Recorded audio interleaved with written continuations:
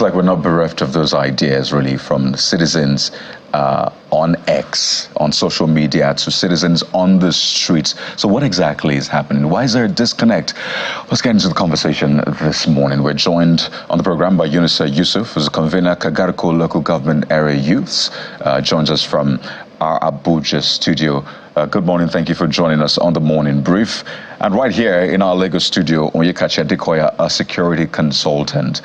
Good morning, Mr. Adekoya. Thank you for having me. I'll begin with Yunusa Yusuf, because I know that Kagarko has been mentioned a lot, because it's been said that these attackers have penetrated the forest around Igu, Runji communities under Kawu district, which shares a boundary with Kagarko local government area, as well as Kaima forest. So there was a protest, I know, by Kagarko youths, essentially raising awareness about the security situation. Can you speak to us? Has anything changed? What is the state of security right now? And about the kidnappings, what do you know about it? Oh, okay. First of all, I want to thank you for being a people-oriented TV station, and then coupled with the fact that Channels TV is a victim of the insecurity that have bedeviled this country. I remember when Friday Okegbere was kidnapped, and we're all looking for how to rescue him. So Channels, I don't think you should joke with security issues that have almost consumed everybody in this country. Almost. I mean, about 70% of Nigerians are living in fear. I think somebody will help me to confirm that. Now, in Kagarko local government, as a young man, I think I have severally contributed money just to be able to rescue some of our people in the hands of the kidnappers. In several cases, they asked us to bring bikes, they asked us to bring Bajaj, which is about ₦1 million, foodstuffs. They serve us letters, which has gotten to a point where kidnappers will serve our communities letters that they are coming. And I want to say clearly, the security in this country is not helping matter. Let's be honest. The technological approach towards security is shameful. What we have is physical security, where police will stop you just to harass you, or soldiers will stop you and ask you where you're going. That is rubbish to me. Sorry if that language is not too nice for consumption. But we cannot continue practicing what we are practicing in this country in this way. You cannot be too visible and you expect those kidnappers, after you pass, and then later they will come, attack communities, go unchallenged. In this country, we have seen a situation where kidnappers will take a whole 30 people in a community, like part of our communities. The day we protested, just that morning, even as we were trying to raise alarm, 7 people were kidnapped in Jidna community under Kagarko. Now, between the boundary of Buhari and just around Barangoni, they kidnap people. In Kau, they kidnap people. All the surrounding communities, the border communities within the FCT are being surrounded by not the military or the security agencies, but by the kidnappers. The kidnappers have taken over the job of the security agencies in Nigeria. What a shame.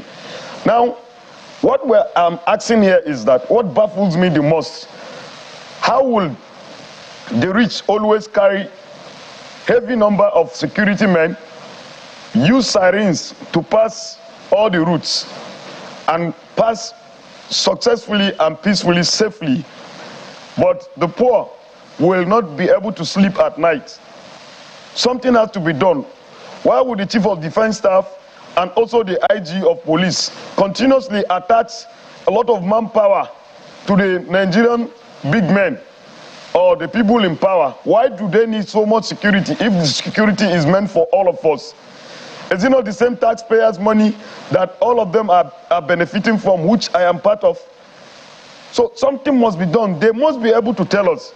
Now, just of recent, 2 days ago, they kidnapped people in my village. I have the chefs. the expanded bullets. I have their serial number. They should tell me who owns those bullets.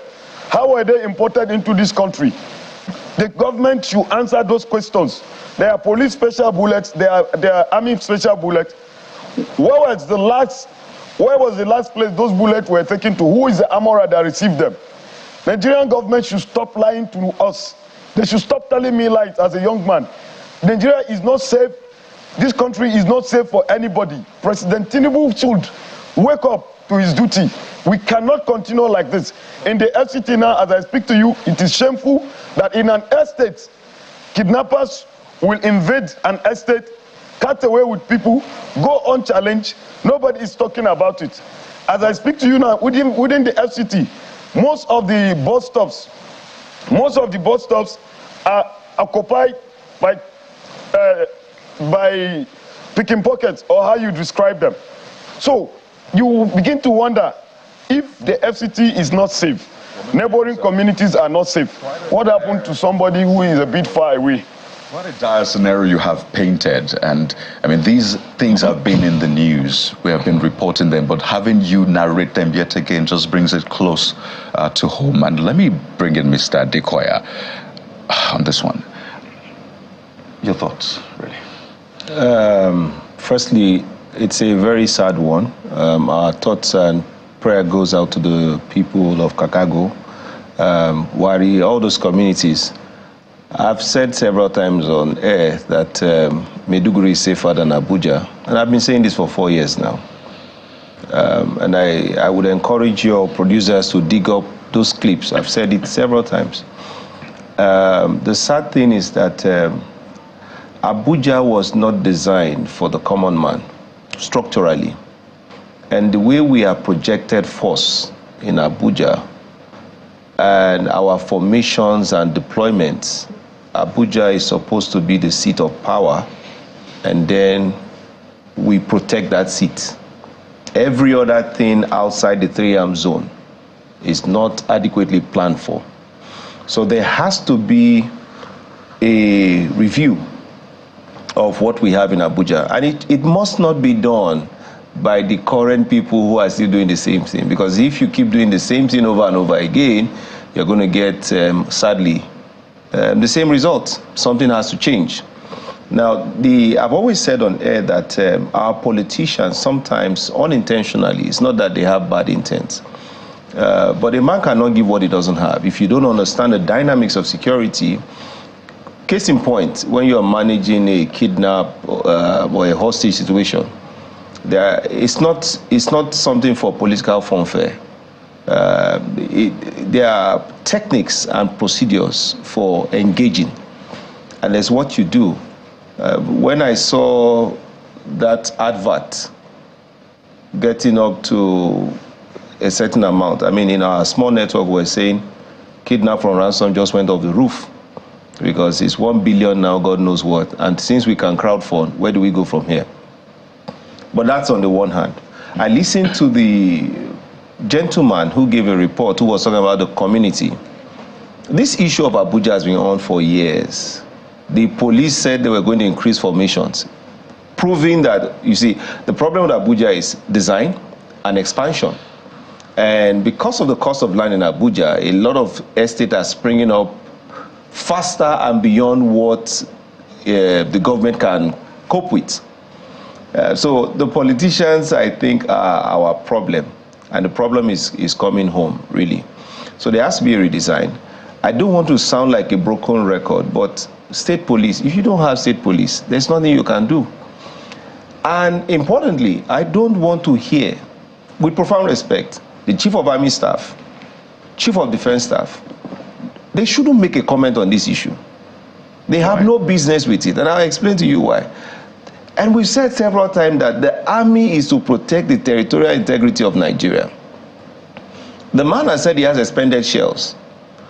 The question is, where are they coming from? If you look at the Turkey, for example, Turkey just bombed some places in Iraq. Iran did the same thing, America is the same thing. Nigeria and West Africa should be able to go after certain criminal networks beyond our borders. And we must have a military that projects fear and the fear of God into the minds of people before the threat comes inside. Once the threat has hit you at the rear, it becomes chaotic. Urban warfare is complex. The military is not shaped for this urban kind of type of conflict. It is the business of the police. Now, the military has operation in over 30 states. They have left their core mandate of protecting the territorial integrity of the country. Now busy with internal operations, the military has become over-domesticated. We backed at Niger Republic the other day. They didn't bite. We've come to that point. So these issues we see, and sadly we come on air, we talk about the same thing over and over and over again. The answer to this problem is state police. And I hope that the president is watching. I hope that the people who care to listen are listening. We need to convene independent security professionals to come and do a reassessment, not this chop-by-chop arrangement. The man said 70%. I think that's a huge number. But in terms of perspective, the perception of fear and insecurity is quite high. By the way, a 2022 poll by NOI said 7 out of 10 Nigerians had fears about insecurity. And now it's perception. And I also explained, because Nigeria is perceived as a medium to high risk environment, depending on where you are. In some communities, it's extreme risk. We are dealing with a widely dispersed threat. The actors are also mobile. They are highly mobile. They engage in serious maneuver operations. They know the terrain. They pick the ambush points. They understand the topography. These places that are border communities, you can just see sharing borders with Kaduna, with Niger State. So they pick their spots, and they know where to operate beyond the reach of law enforcement. And the point must be made, and I want to run up with this point, that the military is not shaped for this operation. The counter-terrorism unit of the Nigerian police force, which has been thrown to the background, must be resuscitated. How does police operate? Police comes into the community. They are more approachable. They can embed easily. They can get this information. They can engage. Now, where the issues are beyond the police, now the point I'm making is that the police must become the force multiplier to the military. Whenever you call out the military, you just know that there's a problem. You either declare a state of emergency, and every civil institution moves out of the way. The military goes in, conducts a surgical operation, and cleans out the place and comes out. So there's a big problem. Let me take it back to our guest in Abuja, and I'll bring it back to you. You said you have these expended shells and all of that, and we feel your pain as well as that of your community. But have you approached the security agencies? What are they telling you? What is their response? We want to hear that on air. Well, I think even that day I led protests in Kagarko local government. The security, they came, and then to an extent, I feel that there's this demoralization from the security field men. And secondly, I feel that they don't have the courage to move into the bushes or the forest to get these bad eggs. I feel also that in most cases, the approach that comes from our leaders is not something to write home about, because they will always use the word repel. I don't understand what that means. If it is what the definition of repel means, it means the attacks have already approached the communities. That is why we are now calling that we are trying to repel as a counter-attack. Now, it is very simple. If the Nigerian security agencies are serious, I want to recommend highly that in every community, they should return back to the traditional rulers and ask for recommendation before recruitment of some of these security personnel. Let the person who is from that community be empowered and be given the government powers, which is the gun, to be able to save his own communities. Let us go back to the traditional way of guiding and saving our communities. We cannot begin to say we're deploying somebody in a community where he has no idea, he has no much interest why he should protect the grandmother in that village. He has no interest why he should protect the father in that village or his sisters. Now we must mix up with people who are directly from the community, who understand that they need to ensure that their people are alive. We cannot continuously spend money on security without getting results.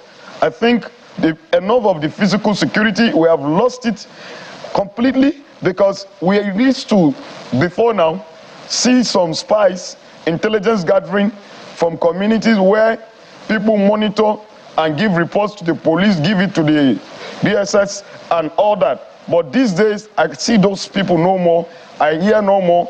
Hardly can you get, I cannot imagine that in a community there is an informant who inform the kidnappers and tell them when to strike. But yet, we have registered our SIM cards, we were cajoled, and the government lied to us, spent time and stay on the queue. But today, as I speak to you, we can give you numbers that kidnappers will call. But yet, government cannot tell us where they are. Or rather, somebody have no boldness to go in there. So if the government feels that it has failed woefully, they should allow all of us to have access to guns, because the money we are spending on security is enough to buy my community people a gun to use. Because I know how much I have personally on my own has paid as contribution to free some of my loved ones or my close family Mr. members. So government should either allow us to have access and be registered. Mr. Yunusa, let me ask Jeffrey's question. Yes. Let me ask Jeffrey's question in a different way. What's the response time, for instance, when you report a kidnap or an attack on a community? What's the response time of security agents to your community for rescue? And then when kidnaps have been done, what are the inadequacies that you observe about the security agencies when you report such kidnappings and request help in rescuing your loved ones? What are the inadequacies that you observe about the security agents? Let me respond to you with a question. What do you think is the response of the security if somebody will be kidnapped on a barefoot? If somebody is kidnapped on a barefoot and they took the person on a barefoot, trekking into the bush, what are the security response do you think? There is no better answer that the response is poor. There is no better answer that it will take not less than 4 to 2 days before the security appears into a community. It is shameful that the security will come and what they are trying to do is to even gather intelligence from us. That is how shameful it is. So what are we saying here is the fact that they will climb the mountains, they will transport them on bikes as sometimes, or they will trek with them. Sometimes when they come back, we have to take them to hospital, spend money. You will see their legs so swollen. In fact, at every time from my record, every time the victim gains freedom, the victim will not last more than 2 years. I want you to do an analysis check on what I'm telling you. There is no victim of kidnapping within our localities that have lasted more than 2 years after the return or they get freedom. We have been losing people between October and now. I can tell you categorically, not less than 127 people. I can call with villages and names.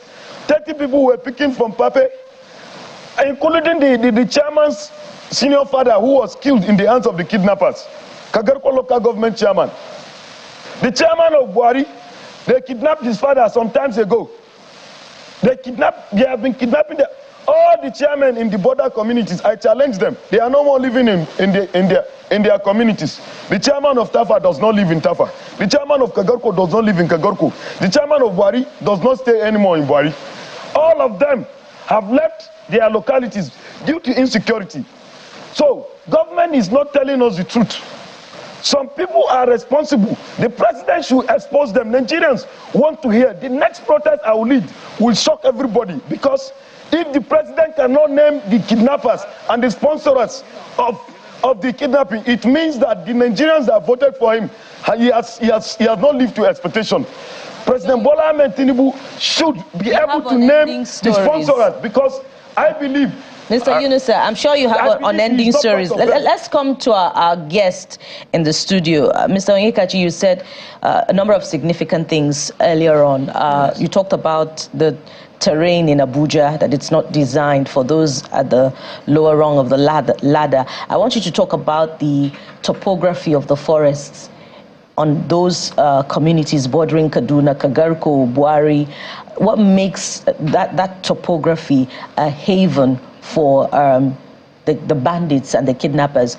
That's on the one hand. On the other hand, you said security bosses shouldn't say much about what's happening, but they've already spoken. No, I said the army, with profound respect, should keep quiet on the issues of internal security. Because the army speaks and seeks to take the lead, the police is not able to do their work. You understand that? The bigger problem is a cultural problem. The culture of over-reliance on the army to the detriment of the police, funding, tooling, running a professional police structure. That is how we are harming ourselves. Two, the knock-on effect is that when the president has a national security advisor, this current one is ex-police, there is a centralist, unilateralistic approach to security.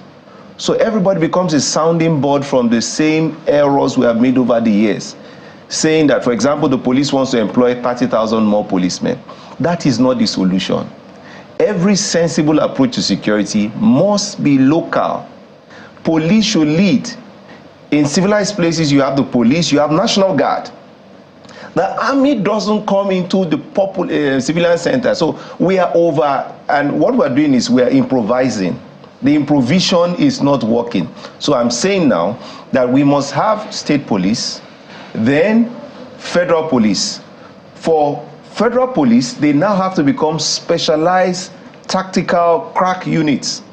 For the state police, they can have their service pistols, they can have their SWAT teams. They will be numbered, they will be regulated, their arming will be measured for them. And they can be the front line, the first line of contact in the communities, in the counties, in the local governments, doing their mop-up operations and calling for backup. Now, the other question you asked was on topography. Basically, that's what you're asking. Those areas are mountainous. And the challenge is that when security forces want to respond, when we say a security man, who is a security man? He's trained to kill, not trained to die. The security of the responding team is also very, very important. The commanding officer of any unit or formation has the responsibility to bring back his people safely, because he has to deal, these are people they've dealt with. So the safety of the troops going is very important. So when you are going on a clearance operation, you don't know the terrain, you don't know what is waiting for you, you are not protected, you cannot suppress whatever it is, you basically don't know. So when he says that the security comes on ground and they're asking information, that's the first thing you do. But to make the point that the DSS has a station officer in every local government, so already there's information on the ground, but at the spot where you have an incident, the first thing you do is to gather intelligence, and then you begin to plan a response. So response cannot be swift or immediate. Remember the incident that happened in Buari, behind the law school.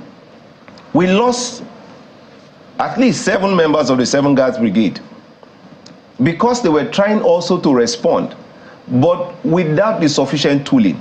And I make the point to say that the security people we have in Nigeria, they are magicians, because they are bare-chested, without adequate protection, without the required tooling, and yet they go out to confront the threat. Every day in Nigeria, police officers are dying, senior officers in the military dying, maybe not every day, but at least a member of the armed forces is dying every day in this country. They are already paying the ultimate sacrifice for the inefficiencies and for the failures that we currently have. My advice is to Mr. President, to whoever, the same way you have auditors in the financial system, get people who are not system people to come and do an audit of our security system, make direct recommendation, have an implementation committee, and drive the approach. But the governors are partners. In the last administration, there was a push to give the state police. It is on record that the State House as House of Assembly did not support the push for state police. And most people are not aware. So everybody is calling President Tinubu now. Nobody is calling their governor. The reports we got is that the governors claimed that the bill, they can't take the bill now. Where we have removed subsidy, fuel subsidy, without security there can be no prosperity. So the issue of state police really is not with the federal government now, as at the last administration. It is an issue for sincerity of purpose for the state governor. So what will the president do? You get this review, you get the report and recommendation. Right. The president must now chair a new paradigm with the state governors as partners and chart a new way forward. That's what we must do. Otherwise, these are the things we'll be seeing. So let's try to get some answers to questions that have been asked by Nigerians. Yes. That's where we started from, reading comments from everyday Nigerians asking those questions. Daniel Emeka is asking particularly, and this is a statement mixed with questions. I don't understand. Kidnappers raided an estate in Abuja, communicated their demands, came back to dump bodies of those that couldn't pay, went back to renew communication of their demands in Abuja, and no one knows who they are or where they went. And a lot of people have been asking, what's going on with tracking kidnappers? Is it that we can't track? In fact, someone said, is it that the federal government doesn't have money to buy call tracker equipment? You have at least some insight into the operations there. Perhaps provide an insight to Nigerians. What exactly is going on? I would tell you that we have equipment. Sometimes this equipment break down. Sometimes it's also in procurement, and I think that's a bigger problem. You know, in this country, when you see a white man, you think that automatically he's very intelligent. And you can buy something for $50, call it Skylark, 1X, 2X series, whatever, and you then come and sell it to us for $10,000. The person making the purchase decision is probably thinking about his own pocket. You've bought an equipment, there's no in-country after-sale support. If you look at India, their policy now is that for defense procurement, anything they are procuring, they must be able to indigenize it at least 70% going forward. So when we talk about national security, national approach, it's all siloed. Police has their equipment, DSS has their equipment, DIA, NIA, everybody has their equipment. Budget for maintenance is not there. You see, good security is expensive. So the few equipment you have, there's pressure on it. That's on the one hand. Now, like the criminal justice system, there are over 8,000 or so cases waiting for the Supreme Court. In the different police stations, you may have one IPO handling God knows how many cases. So the investigating team are overwhelmed. The State Intelligence Bureau for the police, overwhelmed. They can only pick one or two as much as they can if there's pressure on them. These people, remember that, they can't come out and protest. They can't come out and make a claim. In Papua New Guinea, for example, the policemen went on strike for pay and for tooling for different work conditions. And it was chaotic, pure chaos. So the military, the police, the DSS, they are suffering under the burden of ignorance of our political class, and they cannot speak up. Let me tell you for a fact, a commander wanting to respond will also apply economy of force. He doesn't know what is waiting for him. The experience is that the military pulls out on a fighting patrol. Sometimes the community people, some elements are in connivance with these people. They pull out, they ambush, and then you turn out with 15 people killed. It takes us time to train these people. Maybe you have somebody who is a staff sergeant. Nigeria Army has invested years of training everything that person goes. You can't replace the life, you can't replace the training. You now begin to suffer attrition. Our greatest challenge now, Nigerians must understand, is that we are suffering attrition, internal attrition from these widely dispersed forces. The forces are trying. They are simply overwhelmed, under-resourced, poorly and inadequately structured. Because we understand that for that kidnapping case in Buhari, yes, there was some response. In fact, speaking to someone in the community said about 20, 25 minutes there was a response. But they were shot at. In fact, I understand that some of them were shot. Someone was killed as well. You see, you get the point when I say, if I'm the commander, I won't respond immediately with profound respect. I would have to have intelligence on what I'm dealing with. But you shouldn't be scared. That's the job. No, that's what I'm telling you, that we fail to understand that the training we give the military is to fight to kill. They are not trained to die. Okay, we'll come back. I have one question for Yes. you, but I want to get some response from him. You made some assertions, and I'm trying to look in between those assertions. Apparently, you're frustrated with the response, the approach, and the gamut of things you expect from the government from what you said. My straight question is, on the interim, what would you want to be done so that people don't get killed, like I always say, or wake up dead in the nation's capital? Now, first of all, I want the military manpower attached to all the VIPs in Nigeria to be withdrawn. That's my first appeal to President Tinubu. Let them withdraw it. Let Nigerians enjoy the same security they are enjoying. Secondly, I want the recruitment of the security to be done in every community in the 774 local government in Nigeria. The president should ensure that in every community there is a security man empowered by the government to do the job in his locality. First, we can be able to hold them accountable whenever there is a breakdown in security and whenever we want to gather intelligence. We cannot bring people, foreigners. That is why when Adokoye was saying about people gathering intelligence, we cannot begin to now gather intelligence in a place where we are not too conversant with the terrain or the people. For every bad guy in a community, somebody knows him. One traditional ruler or the other knows him. Now, we have taken security to be a joke in this country, and that is why it is happening the way it is happening. We can no longer gather intelligence. We can no longer invite the DSS, the military, to do their job. Somebody should be able to recommend for every operation. And if at any point there is a failure in that, we can fall back and hold the traditional rulers responsible. We can hold the person in that community responsible. So the issue of using strangers to guide another strange land is not working out in this country. We must work with people who are from that locality, because one, they will have more reasons why they need to allow their people to breathe and live safely. They will also make sure that they are able to fish out. It's just like, for instance, now, I want to shock you today. Did you know that it has gotten to a point that some DPOs in our localities are telling vigilante that whenever you get them, do not bring them to the police station, kill them from the forest. Because when you bring them, there will be a call from above to bring them either to Abuja headquarters or whatever, or command, state command. What a shame. It means that some people are sponsoring these guys, and Nigerian government knows them. What is the essence of all the tracking devices? I have studied the budget that is given on security. They have almost the highest budget in this country. Who is scrutinizing them? Who is checking them? I think I want to go with Mr. Adokoye. Somebody, Mr. President, should checkmate the security of this country. The allowances of some of these policemen is not paid to them. The soldiers, some of them, they don't have their allowances as it is budgeted for. Somebody should be responsible for exposing all this. Nigeria cannot continue to survive in this manner.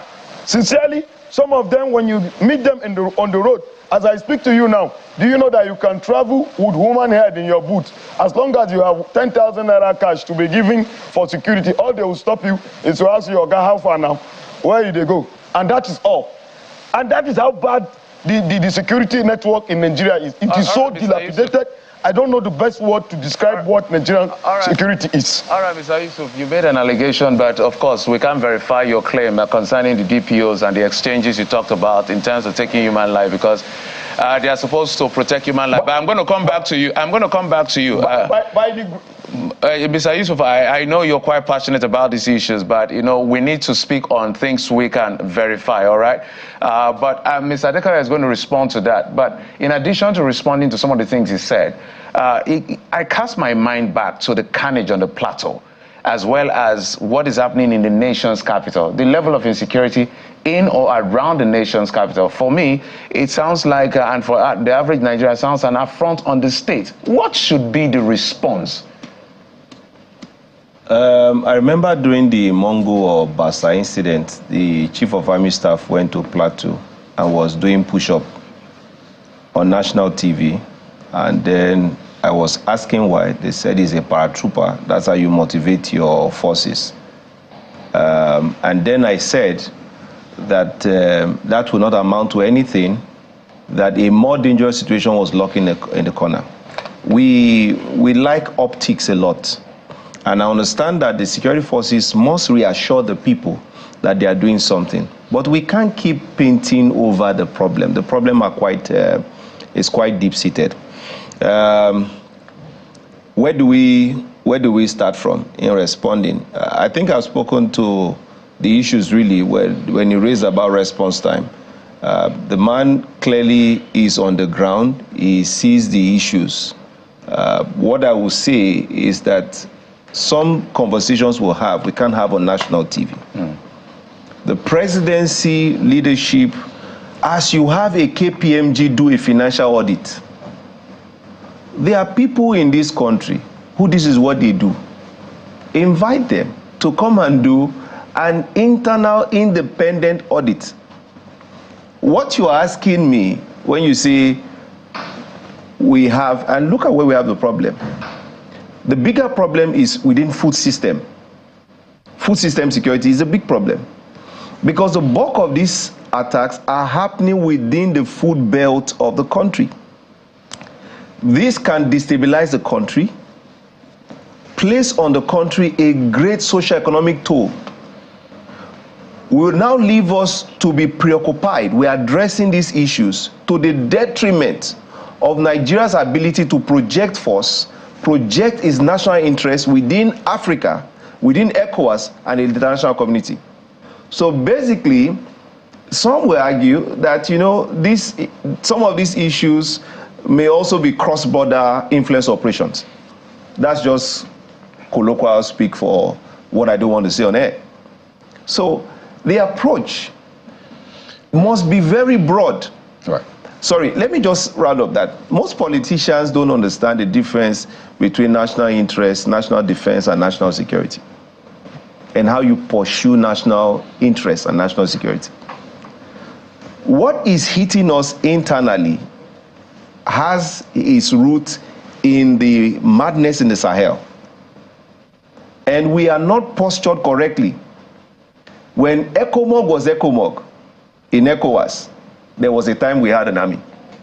So I will leave it at that, and then we must have some conversations back end. We must restructure and then free up our military to be able to deal with cross-border issues at an international level. I think the point you made about the happening in the farming communities perhaps answers the question Adeshokwe Abdulakim is asking, that why are these sudden happenings of kidnappings confined within a certain region? That's the point of this conversation, seek to get answers to some of those questions. But take a look at what other people are saying about this. Stephen Onowa says, if kidnappers know they can be tracked, then they will have a rethink. That's what Kingfisher Stephen Onuwa is saying on X, part of a contribution to this conversation. Well, Onyedikachi is also saying the approach to addressing insecurity in Nigeria should change. The federal government should show more will and brawn.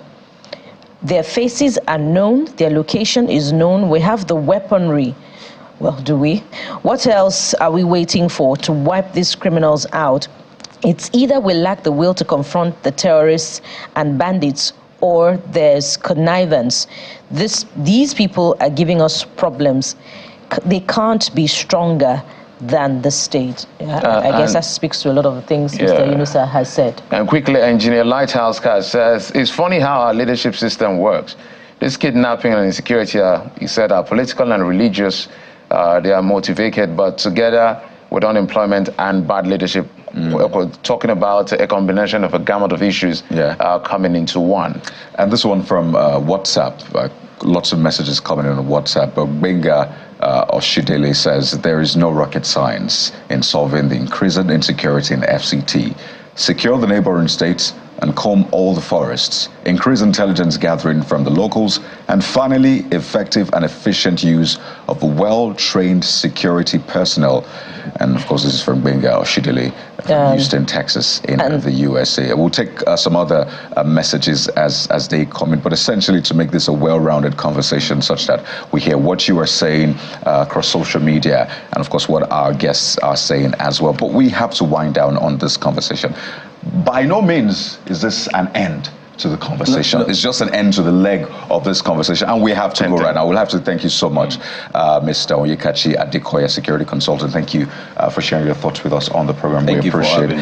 And Mr. Yunusa Yusuf, Convener Kagarko Local Government Area Youths, Kaduna, we thank you. And please let us know what information you have so we can help to ensure that this is brought to an end. Thank you, and wish you the very best. Thank you so much. We'll take a moment now on the show, and we'll return. We turn our attention to something that concerns you, turning those disappointments in the employment market into appointment letters. That's the moment. Stay with us.